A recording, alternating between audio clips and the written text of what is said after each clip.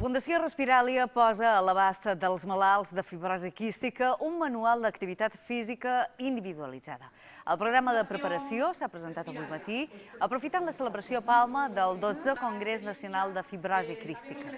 El manual recull l'experiència dels fisioterapeutes de la Fundació Respiràlia que des de l'any 2008 han afegit l'exercici físic al tractament d'aquesta malaltia. 5 anys després de començar a aplicar aquest programa, Respiràlia ha constatat que l'esport és fonamental per als malalts de fibrosi quística perquè els aporta beneficis físics, també psicològics, i perquè augmenta la seva motivació. Porque, bueno, como responsable de la receta esta del programa es... Lo llevamos aplicando desde 2008, que es cuando creamos o tuvimos posibilidad de tener un centro ahí en San Agustín y que nos daba las posibilidades de tener un pequeño gimnasio. No obstante, es un programa que se puede aplicar en cualquier situación, muy flexible, y lo que se trata es de fomentar el ejercicio físico entre estas personas, porque nosotros desde Fundación Respiràlia consideramos que el ejercicio físico es el cuarto pilar en el tratamiento de la fibrosis quística.